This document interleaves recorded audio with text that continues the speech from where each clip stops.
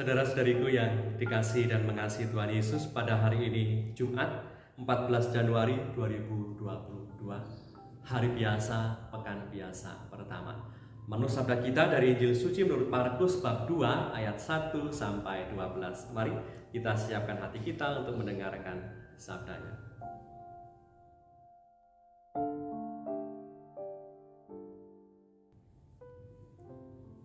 Kemudian, sesudah lewat beberapa hari, waktu Yesus datang lagi ke Kapernaum, tersiarlah kabar bahwa ia ada di rumah. Maka datanglah orang-orang berkerumun sehingga tidak ada lagi tempat, bahkan di muka pintu pun tidak, sementara ia memberitakan firman kepada mereka.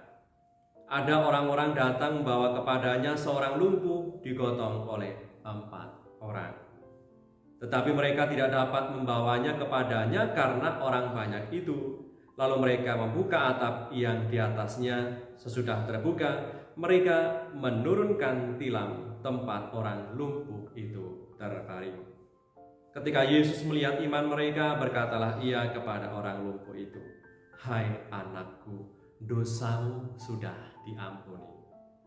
Tetapi di situ ada juga duduk beberapa ahli Taurat. Mereka berpikir dalam hatinya, mengapa orang ini berkata begitu? Ia menghujat Allah. Siapa yang dapat mengampuni dosa selain daripada Allah sendiri? Tetapi Yesus segera mengetahui dalam hatinya bahwa mereka berpikir demikian. Lalu ia berkata kepada mereka, "Mengapa kamu berpikir begitu dalam hatimu? Manakah lebih mudah? Mengatakan kepada orang lumpuh ini, dosamu sudah diampuni, atau mengatakan, bangunlah, angkatlah tilammu dan berjalanlah? Tetapi supaya kamu tahu bahwa di dunia ini Anak Manusia berkuasa mengampuni dosa, berkatalah ia kepada orang lumpuh itu, kepadamu kukatakan, bangunlah, angkatlah tempat tidurmu dan pulanglah ke rumahmu." Dan orang itu pun bangun, segera mengangkat tempat tidurnya dan pergi keluar di hadapan orang-orang itu, sehingga mereka semua takjub lalu memuliakan Allah, katanya, "Yang begini belum pernah kita lihat." Demikianlah sabda Tuhan. Terpujilah Kristus.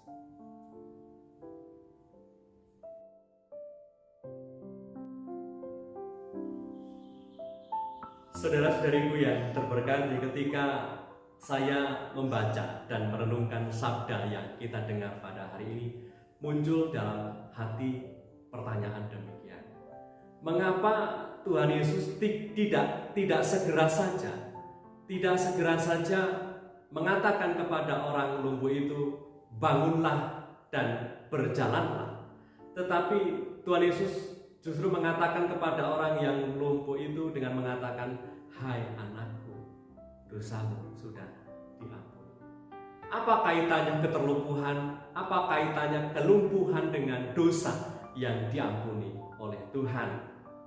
Sabda Tuhan hari ini tentunya mengajak kita untuk melihat ternyata ada keterkaitan antara kelumpuhan dengan dosa yang dilakukan manusia, di mana dosa itu ternyata melumpuhkan, sebab dosa memisahkan memisahkan kita dari Allah yang Maha Kuasa, dari Allah yang Maha Tinggi, yang darinya kita mendapatkan kehidupan, mendapatkan sukacita. Dialah Sang Empunya kehidupan.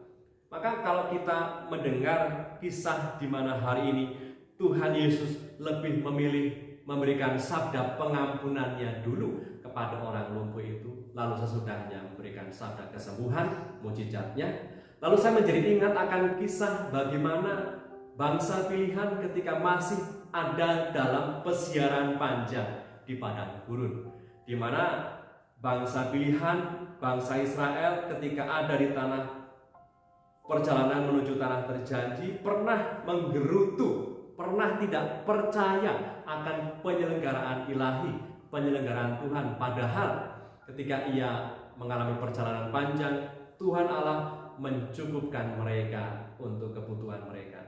Ketika mereka butuh makan, Allah mengirimkan mana surgawi. Ketika mereka butuh daging, Allah mengirimkan burung puyuh. Ketika mereka kehausan, Allah pun bisa memberikan air dari bukit batu. Tetapi tetap saja mereka menggerutu dan tidak percaya akan penyelenggaraan Tuhan. Maka oleh karena ketidakpercayaan mereka, lalu dikatakan, kita bisa baca dalam kisahnya dalam Bilangan bab 21 ayat 5 sampai 6 dan juga dilanjutkan ayat 8. Saya akan bacakan untuk Anda semua. Lalu mereka berkata-kata melawan Allah dan Musa, "Mengapa kamu memimpin kami keluar dari Mesir, supaya kami mati di padang gurun ini? Sebab di sini tidak ada roti dan tidak ada air, dan akan makanan hambar ini kami telah muak." Lalu Tuhan menyuruh ular-ular tedung ke antara bangsa itu yang memanggut mereka, sehingga banyak dari orang Israel yang mati. Mereka lalu ketika mengalami itu, mereka mengaku dosa dan mengaku bersalah kepada Allah. Maka mereka akhirnya meminta kepada Musa supaya Allah menaruh belas kasihan kepadanya. Dan benar, Allah menaruh belas kasihan oleh karena permintaan hambanya Musa. Lalu dikatakan dalam ayat 8, "Maka berfirmanlah Tuhan kepada Musa, buatlah ular tedung dan taruhlah itu pada sebuah tiang, maka setiap orang yang terpanggut, jika ia melihatnya, akan tetap hidup." Saudara-saudariku yang terberkati, Tuhan Yesus menyembuhkan jiwa orang lumpuh itu dengan menunjukkan belas kasih-Nya, yaitu sabda pengampunannya terlebih dahulu. Baru sesudah jiwanya itu sembuh, baru setelah jiwanya mendapatkan kelepasan oleh karena sabda pengampunan, orang itu pun disembuhkan fisiknya. Kepadamu katakan, bangun, angkatlah tempat tidurmu dan pulang ke rumah. Dan terjadilah mukjizat, orang yang lumpuh bisa berjalan dan bisa menari dengan penuh sukacita. Saudara-saudariku, dosa itu ternyata melumpuhkan, akan tetapi belas kasih Tuhan itu menghidupkan. Semoga belas kasih Tuhan yang kita sadari dan rasakan lewat kemurahan Tuhan dalam macam-macam rupa kebaikan yang kita alami, macam-macam berkat tak terduga yang pernah kita rasakan, yang pernah kita alami, dan mukjizat tiap hari yang kita rasakan, entah kita sadari atau tidak kita sadari, membuat kita lebih banyak bersyukur dan mau menjadi berkat bagi sesama. Marilah berdoa.